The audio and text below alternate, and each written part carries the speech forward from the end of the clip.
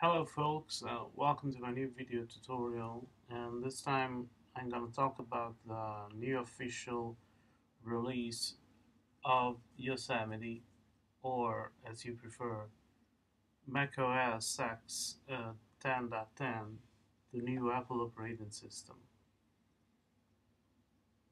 If you followed my previous posts, I've already reviewed the beta releases of this Apple operating system, and I'm eager to see if some of the conclusions I reached in my previous posts are still to be considered valid, or I have to review them somehow. Let's start from considering the look, and as to this, uh, I don't feel like reviewing anything on my previous conclusions because they didn't change it a lot from the beta releases. In fact, I read enthusiastic comments about this new look, but I don't really like it for several reasons. First of all, I'm not big on the new dock, which is totally flat.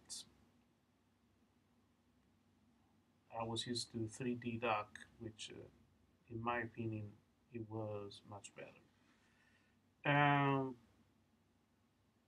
it seems that anyway, Apple realized a sort of hybrid solution between iOS and a desktop operating system, which doesn't satisfy me at all. But it can probably be a better solution for who uses iPhones and iPads.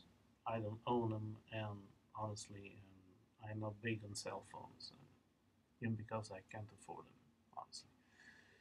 Um, okay, that said, mm, an interesting option that Apple maintained in the official release is the optional dark look for menu bar and dock that you can activate here from System Preferences General. It's not bad, but honestly, it doesn't make a big difference in my opinion. That's about it for the look of the new operating system. Now let's start talking Turkey, because that's not what matters to me. And the first thing I want to point out is the new look for the Spotlight. Now, Spotlight offers you results from the web and other sources other than simply results coming from your local computer, which can be pretty useful. What I like is that now the Spotlight displays the icon of the results here, for example, and I think it's pretty much faster than it was before. So in this case, I'd say kudos to Apple for this. Alright, so let's move to the new Safari. Okay, as you can see, the Safari window is a little smaller than it was before, but now Apple, with its new release of its operating system, modified the behavior of the maximize button here, because now if you click it, the window goes full screen, which didn't happen before. And you can do the same with the Finder window, because now Finder windows go full screen too. This can be much more similar to what happens with Windows. You'll notice here the new look for the sidebar, which is not gray anymore, but pretty much transparent. Not bad. Doesn't make a big difference to me anyway. Alright, this is the new Safari, as I was saying, and there's something about it I really dislike, which is the new feature here that doesn't display anymore the full URL of the page. In fact, if I click a random link here, God forbid at all, for example, I won't be displayed any longer the full URL of the page unless I click here, but that's something I don't like. Anyway,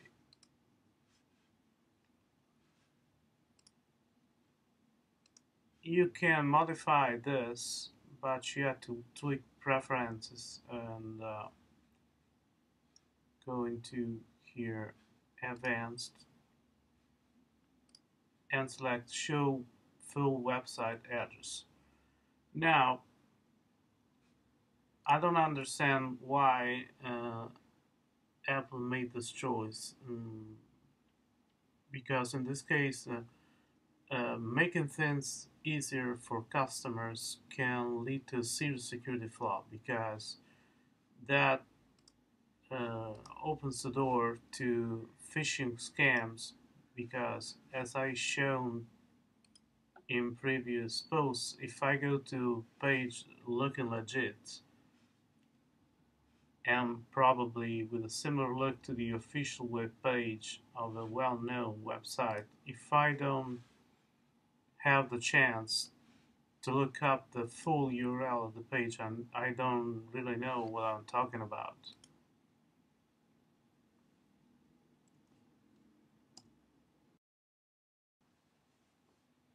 And don't get me wrong about this. I'm a satisfied Apple user, even though not an Apple fanboy. But in this case, I think Apple totally screwed up. And after what happened with iCloud and leaked celebrities' photos, I would expect a little more security implementations from Apple.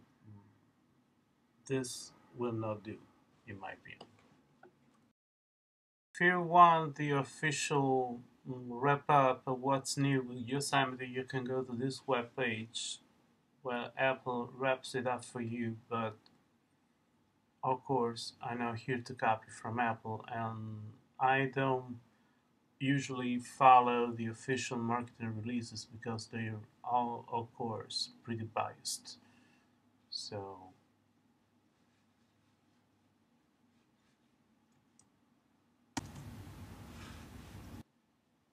Yosemite redesigned the notification center too.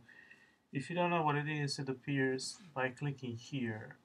Um, I've never used it, but for who's used to uh, phone apps and calendars, it can come in handy. In fact, if you click here, you'll have a sidebar displaying the today's date, your calendar, and other useful information. And that's more useful for who utilizes the dashboard, which I totally hate personally, but that's my opinion.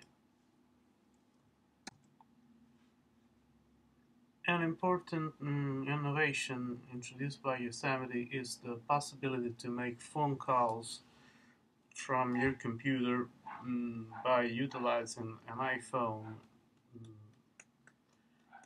I don't have the chance to test it because I don't own an iPhone, but it can be a handy alternative. And a new interesting feature introduced by Yosemite is the possibility to handle your iCloud Drive directly from Finder, the same way you do with Google Drive or Dropbox. I think this is pretty much interesting and handy. I don't have anything here. Like I said, this is a secondary partition, so I have anything on Mavericks. But I think it's a handy solution, and users can take advantage of that to better handle their files between the different devices they own. In my case, this is the only one, but you can share your files much easier between your iMac, iPhone, iPad, or iPod, which is really awesome in this case. Like I said, I don't want to repeat myself because some considerations don't change from what I said about the beta version, so you can pretty much find them in my previous posts. What I can say as a final wrap up about the new operating system is that it's a stable and reliable operating system, probably somehow a little faster than Mavericks, but I'm not quite sure about it because I installed it in a secondary partition. So what I can say is the boot is pretty slow, but that can depend on the number of applications I have. And I don't like the interface and some changes they made, especially with regards to Safari, which I find totally insecure, and I would warmly recommend against it unless you change the default behavior of the browser. Um, as always, anyway, Apple could deliver a user-friendly operating system. I honestly expected a little more from Cupertino, and I hope they could correct some issues I had pointed out in the beta versions, but not all has been corrected. So that's all I had to say about